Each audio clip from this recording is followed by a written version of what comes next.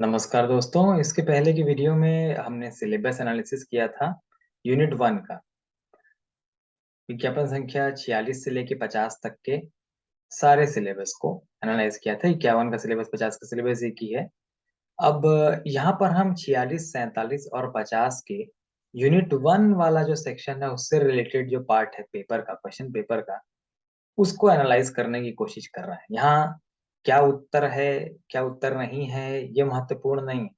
यहाँ हम पता लगाने की कोशिश ये कर रहे हैं कि जो सिलेबस है उसकी जो मूलभूत भावना है जिसके तहत ये सिलेबस बनाया गया, इंस्ट्रक्शन भी मैंने आपसे बात की थी 46 47 के, और फिर 50 में जो एक्सपेंशन किया गया, तो इन सारी चीजों को मिला करके हम अब देखते हैं कि जो प्रश्न पूछे गए थे प्रश्न पत्र में, उनको कैसे रिलेट करके कोड को क्रैक करने की कोशिश की जा सकती है। तो सबसे पहले 46 याद होगा, इंस्ट्रक्शन में लिखा था कि कॉम्प्लेक्स क्वेश्चंस नहीं पूछे जाएंगे, ऑब्सक्योर क्वेश्चंस नहीं पूछे जाएंगे, मूवमेंट्स, ट्रेंड्स वगैरह को कवर किया जाएगा। तो अब देखिए ये डॉक्टर जॉनसन के रैमलर और आइडलर के बारे में पूछा जा रहा है, जो एक बहुत ही मोटा मोटा प्रश्न है। जो भी डॉक्टर जॉनसन के बारे में कुछ जानता है या एज ऑफ सेंसिबिलिटी के बारे में कुछ जानता है, उसको कुछ चीजों के नाम जरूर पता होते हैं, और उसमें से the Rambler and the Idler definitely हैं। तो इसका अगर कोई सिलेबस से टैली करेगा तो ये देख पाएगा कि जो मूवमेंट्स, ट्रेंड्स, हाइलाइट जो है उससे सीधा के सीधा ये मिल रहा है, बेसिक फिलोसफी से मैच कर रहा है। इसके नोट्स बनेंगे कहाँ से? तो किसी भी साधारण जो इतिहास की किताब है, जैसे अगर आपको आर डी त्रिवेदी पसंद है, अगर विलियम जे लॉन्ग पसंद है, किसी को रूटलेज पसंद है, एक किताब आप पकड़ लें और उस किताब को अच्छी तरह से edge by edge, chapter by chapter ठीक से कवर कर लें, आपका काम हो जाएगा। जो अभी भी नेट की तैयारी करके आए हुए हैं उनके पास तो एचईएल के नोट्स पहले से ही बने हुए हैं। बस उसी नोट्स को अगर वो जो है थोड़ा स्लांट कर दें यूपीएचसीएससी की तरफ, क्योंकि यूजीसी नेट के लिए जो है बहुत ब्रॉड नेट को फेंकना पड़ता है, मेटाफोरिकल नेट को। इस केस में उतना ब्रॉड नहीं है, लेकिन फिर भी थोड़ा स्लांट करने से आराम से काम हो जाएगा। बहुत ही फंडामेंटल क्वेश्चन है।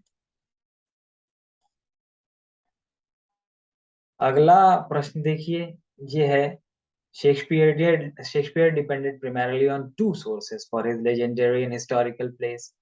तो अब जो भी शेक्सपियर के बारे में थोड़ा बहुत भी जानता है, उसको ये पूरी तरह से पता है कि उनके जो हिस्ट्री प्लेस थे उसके अंदर जो टेट्रोलॉजीज थी और किंग लियर वगैरह भी जो हैं उनमें भी, तो उसे हॉलिनशेट की क्रॉनिकल से बहुत सहायता मिली थी। तो हम यहाँ पर इसका उत्तर जानने के लिए दो रास्ते हैं। या तो एलिजाबेथन एज और ड्रामा का जनरल कैरेक्टरिस्टिक नोट्स हो, या विलियम शेक्सपियर जो कि बहुत सेंट्रल फिगर हैं और आगे भी आप देखेंगे प्रश्न उन पे हमेशा पूछे जाते हैं, तो शेक्सपियर पे नोट्स बनाए हों आपने। कई किताबों में शेक्सपियर पर अलग से चैप्टर ही होता है। तो जाहिर है कि लिटरेरी हिस्टोरियंस भी शेक्सपियर को और मिल्टन को और वर्ड्सवर्थ को अलग से थोड़ा ट्रीटमेंट देते हैं, काफी ब्रॉड जो है एरिया में उनको कवर करते हैं। तो ऐसे ही आपको भी कवर करना है। जो मुख्य मुख्य लोग हैं जिनके नाम से एज ही डिफाइन हो जाता है, उनको तो भाई ठीक तरह से कवर करना बहुत जरूरी है। नॉवेल विदाउट अ हीरो उनके 46 के सिलेबस से है।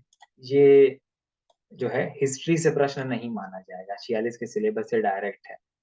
True wit is nature to advantage dressed, Pope का ये पोएम सिलेबस में नहीं था।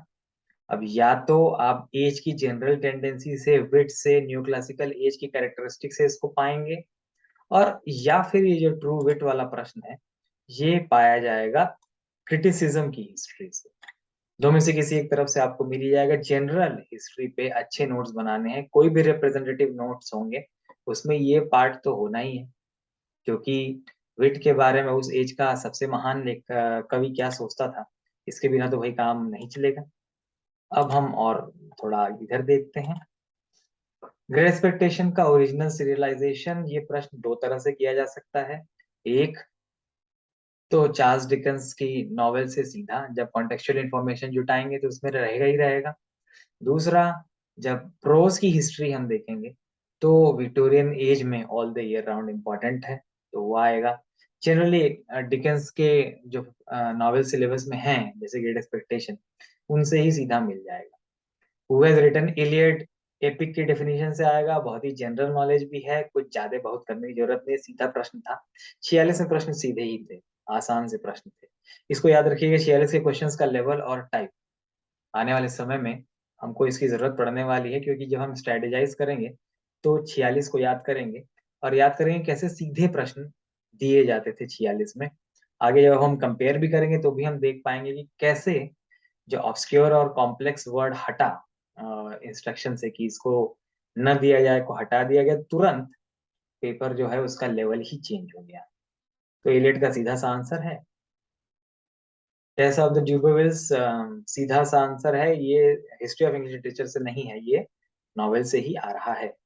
सुडोनिम वाला जो क्वेश्चन है जनरल नॉलेज का है, ये हिस्ट्री ऑफ इंग्लिश लिटरेचर की बुक में सारे के सारे एक साथ नहीं मिलेंगे। जैसे कि मार्क ट्वेन का नाम आपको ब्रिटिश लिटरेचर में नहीं मिलेगा, जॉर्ज एलियट का नाम आपको अमेरिकन लिटरेचर में नहीं मिलेगा, and so on so fourth. तो ये जनरल नॉलेज टाइप का क्वेश्चन है लिटरेचर। जो भी थोड़ा बहुत इंटरेस्टेड है राइटर्स के बारे में, जानता है मोर और लेस, इसको लगा लेगा। ऐसे क्वेश्चन 46 में आया करते थे, 50 में आप देखेंगे नहीं ही आते हैं। तो अंदाजा हम लगा रहे हैं कि 51 में भी नहीं आएंगे, लेकिन फिर भी थोड़ी बहुत जनरल लिटरेचर की भी तैयारी होनी चाहिए। द वेस्टलैंड का डेडिकेशन बहुत फेमस क्वेश्चन है, द वेस्टलैंड सिलेबस में हमेशा से थी, तो डायरेक्टली द वेस्टलैंड से ही ये क्वेश्चन पूछा गया है। कर्टल सोनेट जबकि थोड़ा अलग है। अच्छा, एक और बात बताऊं कि एमएच एब्रम्स में इसकी एंट्री नहीं है कर्टल सोनेट की, ना सोनेट के सेक्शन में है और ना हॉपकिंस के ऊपर अलग से कुछ है। जब हिस्ट्री आप पढ़ेंगे और उसमें विक्टोरियन एज के अंत में जाकर हॉपकिंस आएंगे, तो उसमें फिर आप स्प्रंग रिदम और कर्टल सोनेट वगैरह पा सकते हैं। या दूसरा तरीका है कि सोनेट को अगर कोई अच्छे से कवर करेगा, तो टाइप्स ऑफ सोनेट में फाइनली कर्टर और कॉर्डेट भी आएंगे, तो ये कवर हो जाएगा। सिंबलिस्ट मूवमेंट एक इपोकल बुक है, तो अगर किसी ने एजेस को अच्छी तरह से चार्ट बना के कवर किया है, तो हर एज की जो 5 7 10 बहुत ही महत्वपूर्ण किताबें हैं लिटरेचर की तरफ से भी और क्रिटिसिज्म की तरफ से भी, तो भाई उनको भी तैयार किया ही होगा। तो ये अच्छी प्रिपरेशन पे डिपेंड करता है, लेकिन ये भी बहुत ही सरफेस लेवल क्वेश्चन है, बहुत डीप क्वेश्चन नहीं है। तो आप देखिए, अब तक डायरेक्ट क्वेश्चन ही पूछे जा रहे हैं 46 में। ये भी बहुत ही डायरेक्ट क्वेश्चन है, सिर्फ जॉनरा पूछ लिया गया है। इनमें से एक पोएम का तो भाई मेंशन नहीं है, लेकिन नैरेटिव पोएम में वीनस एंड एडोनिस का मेंशन एमएच एब्रम्स में है। पर ये क्वेश्चन एमएच एब्रम्स से कवर नहीं हो रहा है, ये क्वेश्चन कवर हो रहा है सीधा विलियम शेक्सपियर के ऊपर बने हुए नोट्स से। जैसे मैंने आपको बताया था, जो बड़े बड़े पोएट्स हैं, और बिगिनिंग विद चौसर नीचे आइएगा तो विलियम शेक्सपियर एज को डिफाइन करते हैं, उन पे आपको डिटेल नोट्स बनाने ही है। ये जो प्रश्न था, ये थोड़ा सा वही जनरल वाला जो क्वेश्चन है, उस जनरल से भी ज्यादा जनरल था, और इसको ऐसे करना बड़ा मुश्किल सा है।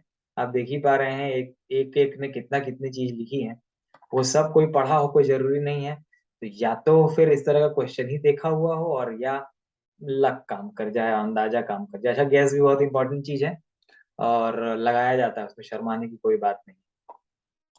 टेनिसन का यूलिसिस सिलेबस में ही था, तो ये कॉन्टेक्चुअल इन्फॉर्मेशन यूलिसिस की है, या विक्टोरियन एज में टेनिसन के ऊपर जो है उसमें दांते का इम्पैक्ट है, तो उसमें से आ जाएगा। स्विनबर्न का किंग लियर पे जो कमेंट है, वो किंग लियर जो प्ले है उसमें से आया, वो सिलेबस में हमेशा से था, तो किंग लियर से आया है। और या विक्टोरियन एज में बाद में जाकर के जो आप क्रिटिसिज्म ऑन शेक्सपियर देखेंगे, उस पे से आ सकता है। जॉन कीट्स की एंटिमियन हिस्ट्री बुक में ही मिलेगी, एमएच एब्रम्स में नहीं है। और जॉन कीट्स की एंटिमियन बहुत इंपॉर्टेंट है, इसका रिलेशन उनके होने वाले क्रिटिसिज्म से भी है, जिसके बारे में फिर शेली ने कहा था कि उसके बाद उनकी जो है तबीयत बहुत खराब हुई थी, और फिर फाइनली डेथ को लीड किया था, जिसपे एडोनाइस में लिखा भी है, मेंशन भी है। तो एंडिमियन हिस्ट्री ऑफ इंग्लिश लिटरेचर के लिए बहुत ही इंपॉर्टेंट है, और जो भी नोट्स बनाएगा वो एंडिमियन के बारे में लिखेगा ही। और रिलेशन चैटरटन का जो यंग डेथ है उससे, और कीट्स का भी बाकी फर्स्ट जनरेशन और सेकंड जनरेशन के भी बाकी सीनियर पोएट्स के मुकाबले यंग डेथ है, कोरिलेशन भी है, तो ये इंपॉर्टेंट क्वेश्चन था। ऑब्जेक्टिव कोरिलेटिव वाला क्वेश्चन का इसका डायरेक्ट आंसर एमएच एब्रम्स में दिया हुआ है। जो मार्टिन एसलिन वाला है, इसका भी ड्रामा से ये प्रश्न आया है। ये जो इम्पोर्टेंट पोएट्स हैं और इनकी जो इम्पोर्टेंट पोएम्स हैं, ये पोइट्री से आएगा या जनरल से भी आ सकता है। गिरांशल को सभी लोग जानते हैं, लापिस लाजुली सिलेबस में ही है। सोहराब रुस्तम को भी काफी जाना जाता है, इन प्रेज ऑफ लाइमस्टोन उतना नहीं जाना जाता और सिलेबस में भी कभी नहीं था। मोर और लेस इसका 3 जब आंसर आता है तो आंसर लग ही जाएगा, ये बहुत कठिन प्रश्न नहीं है। मिस्टर जेलोवे सिलेबस में था नॉवेल में। मार्लोस माइटी लाइन, ये शेक्सपियर क्रिटिसिज्म मैंने आपको बताया था, या शेक्सपियर का कॉन्टेक्चुअल इंफॉर्मेशन पे। ये बेन जॉनसन से आंसर नहीं। शेक्सपियर के फर्स्ट फोलियो के अंदर में जॉनसन ने जो प्रिफेटरी पोएम लिखी थी, ये इंट्रोडक्टरी पोएम, ये वो है। उसमें से एक लाइन है जिसमें मार्लोस माइटी लाइन के बारे में और फिर फ्लेचर वगैरह के बारे में बात किया गया और शेक्सपियर की तारीफ की गई है। तो ये उसका इंसिडेंटल इंफॉर्मेशन है, उसका मेन थ्रस्ट शेक्सपियर था। जी, तो ये क्वेश्चन मैं शेक्सपियर से ही मान रहा हूँ, या अगर ड्रामा की तरफ से आइएगा तो फिर मार्लो पे कॉन्टेक्चुअल इंफॉर्मेशन में नोट्स पे ये बनेगा।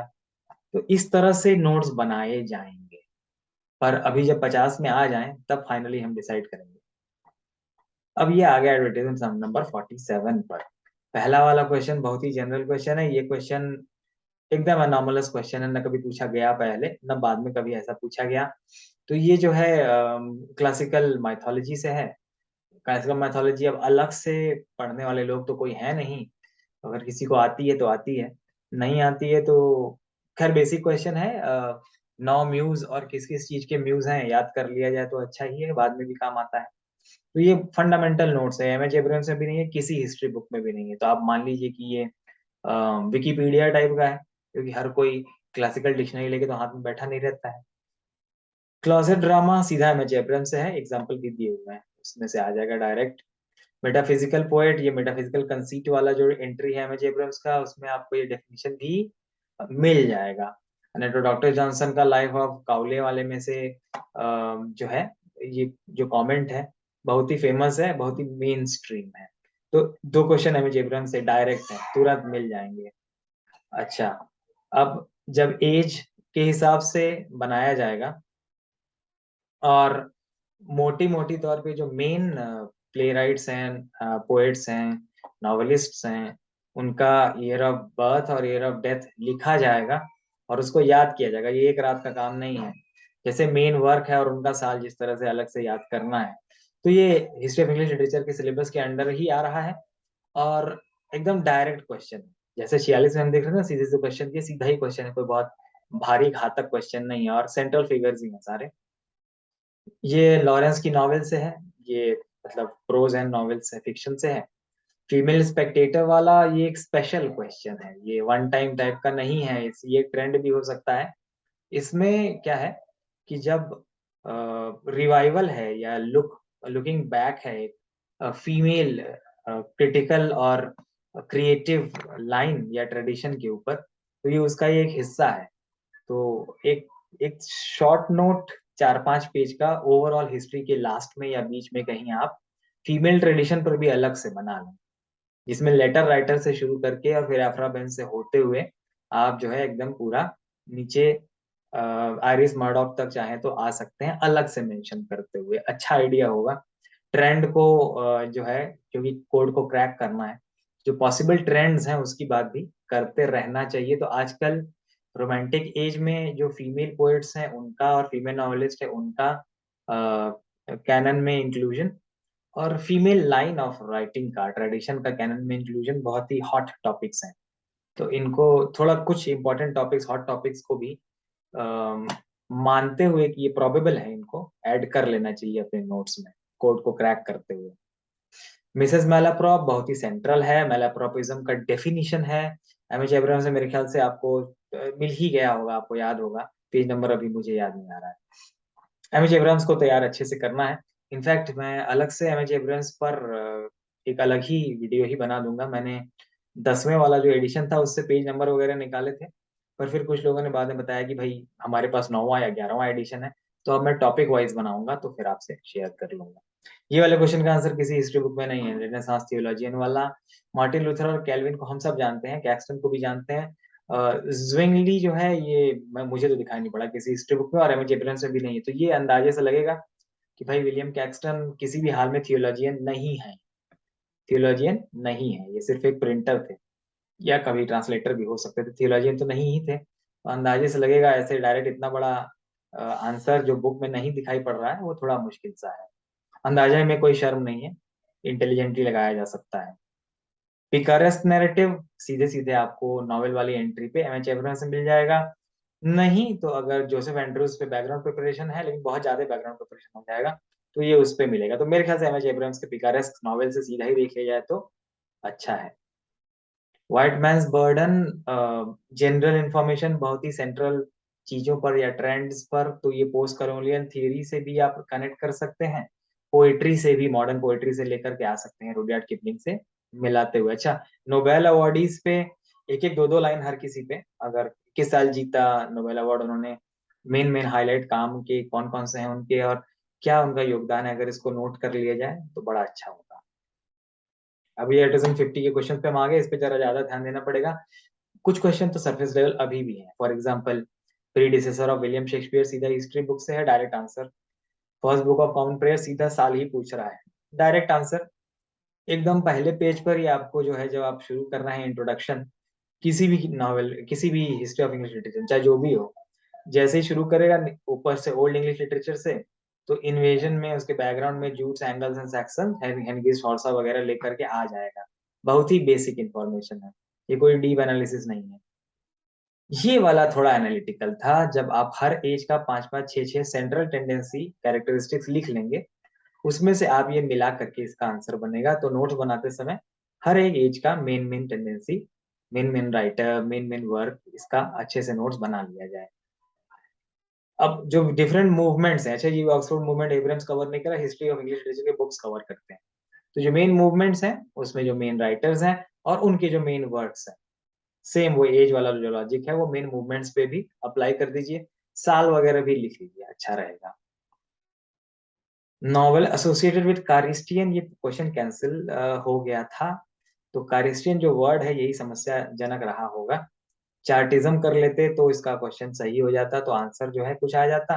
पर तो इसको भी सोशल कंटेक्चुअल इंफॉर्मेशन से मिलाते हुए नोट्स तैयार ऐसे करने हैं। और मेन नॉवेल्स और मेन नॉवेलिस्ट के एक एक दो दो नॉवेल्स का नाम भी लिख लेना है, सिलेबस में हो या ना हो, इंग्लिश लिटरेचर की तरफ से आते हैं। Campus novel M H Abrams में है, इसके एग्जाम्पल भी होंगे, एक दो आप विकीपीडिया से भी लेकर ऐड कर सकते हैं और ऑगमेंट कर सकते हैं। एम एच एब्राहम्स में विकीपीडिया ऐड कर देने से वो अप टू डेट हो जाता है, अब तक चला आता है आगे तक। नॉवेल ऑफ मैनर्स वही सेम सेम बात है, बहुत ही सेंट्रल चीज है। वन ऑफ द जॉनरास है, आप देख रहे हैं एक दो तीन जॉनर पूछा जा चुका है 50 में। सीधा क्वेश्चन है, कोई भी डीप क्वेश्चन ये है नहीं। यूरो अमेरिकन प्लेराइट की जो थिएटर एब्सर्ड का एग्जांपल है, ये पहली एंट्री है एब्सर्ड वाली जो एंट्री है, उसके अंदर इनके नाम आपको मिल जाएंगे। तो जो नहीं है, जैसे ये सीधे सीधे नाम मिल रहे हैं, जो नहीं है वो नहीं है। या तो फिर इसको आप ऑगमेंट कर लीजिए, जैसे मैंने आपको बताया, अप टू डेट बनाने के लिए आप जो है कुछ डिटेल नाम वगैरह के ट्रेंड को देखते हुए ऐड कर सकते हैं इंटरनेट से खोज करके। अगर आपको विकिपीडिया उतना पसंद नहीं है तो एनसाइक्लोपीडिया ब्रिटानिका का जो वेबसाइट है उसमें भी बहुत अच्छी और काफी रेलिवेंट इन्फॉर्मेशन मिला करती है और प्रामाणिक भी है। इंडियन क्वीन वाला जो प्रश्न था ये ट्रिकी था, ये मैं मान रहा हूँ। ड्राइडन पे अगर किसी ने अच्छे नोट्स तैयार किए होंगे, ये ऑल फॉर लव से नहीं आया है। ऑल फॉर लव पे जो तैयार करेगा वो इतने सारे प्लेस के बारे में नहीं लिखेगा, ये ड्राइडन से ही आया है। तो ड्राइडन पर हिस्ट्री ऑफ इंग्लिश लिटरेचर में जिसने मेन मेन नोट्स तैयार किए हैं और 5 7 10 प्लेस के नाम लिखे हैं, उसको ही आ जाएगा। इंग्लिश सोवरेन वाला जो क्वेश्चन है, ये मकबेथ जो प्ले है ये उससे रिलेटेड है। साफ साफ उसके कॉन्टेक्चुअल इंफॉर्मेशन में लिखा है कि जेम्स वन को प्लीज करने के लिए, क्योंकि बांको से वो जो है आगे आए थे, तो शेक्सपियर ने लिखा था। पहले भी हम बात कर चुके हैं कि शेक्सपियर बहुत इंपॉर्टेंट है। ये वाला तो मकबेथ से सीधा सीधा ही आ रहा है। और शेक्सपियर का बहुत इंपॉर्टेंट ट्रेजेडी है मकबेथ। तो शेक्सपियर पे अगर किसी ने अ, अच्छे से नोट्स बनाए हैं तो उसका ये आराम से कवर हो जाएगा। मकबेथ हर किसी के सिलेबस में बीए में रहा है, तो कुछ किसी को याद भी आ जाएगा। अच्छा, बीए का सिलेबस भी भूलिए मत। एमए का सिलेबस तो डायरेक्ट मैपिंग कर दिया गया है, लेकिन बीए का एज्यूम कर लिया जाता है कि आपको याद ही रहेगा। दाएं बाएं से क्वेश्चन आ सकते हैं, उससे ये नहीं कहा जाएगा कि सिलेबस से नहीं था। तो बीए का सिलेबस भी भूलिएगा मत। 1798 और लिरिकल बैलेट्स हमेशा चिपके रहेंगे साथ साथ, ये डिफाइन ही करता है रोमांटिक एज को। इतना इम्पोर्टेंट है कि इसके बारे में 3 4 5 पॉइंट लिखना बहुत लाजमी है। तो 1798 के लिरिकल बैलेट्स के बारे में भाई, और इसी तरह की इम्पोर्टेंट किताबों के बारे में जो इपोकल हो, 4 5 पॉइंट लिख लेना उचित रहेगा। ये क्वेश्चन बड़ा ट्रिकी क्वेश्चन था। या तो किसी को ये याद आ जाए कि elegy written in country churchyard में ये लाइन है जो बहुत इंपॉर्टेंट है, far from the madding crowd's ignoble strife, the sober wishes never learn to stray वाली लाइन है। और या तो किसी ने हार्डी पे जो है अच्छे से नोट्स प्रिपेयर किए हों। ये बहुत ही अनलाइकली लग रहा है कि उतने पीछे तक जाएगा टेस्ट से लेकर के और हर नॉवेल के टाइटल पे प्रिपेयर करेगा। तो फिर एचईएल से ही मान लेते हैं इसको, या पोइट्री से मान लेते हैं। एलिजी एक बहुत ही सेंट्रल पोएम है, तो उससे ये जो है किया गया है। ये तो हो गई कोड क्रैकिंग का प्रयास। इसको याद रखते हुए और सिलेबस का एनालिसिस लेते हुए अगर आप अपने नोट्स बनाएंगे तो मुझे पूरा यकीन है कि आने वाले समय में आपको इससे काफी सहायता मिलेगी। इसका काउंटर भी हम करेंगे पीछे आगे जा करके। तो तब तक के लिए आप जुड़े रहिए, और अगर आपको पसंद आया हो तो सब्सक्राइब और लाइक जरूर करिएगा। और भी ऐसे वीडियोस के लिए कुछ आपकी डिमांड है, कुछ आप चाहते हैं और भी ऐड किया जाए, तो बिल्कुल वो भी बताइए, और हम जरूर कोशिश करेंगे कि उसको ऐड कर सकें। Thank you very much.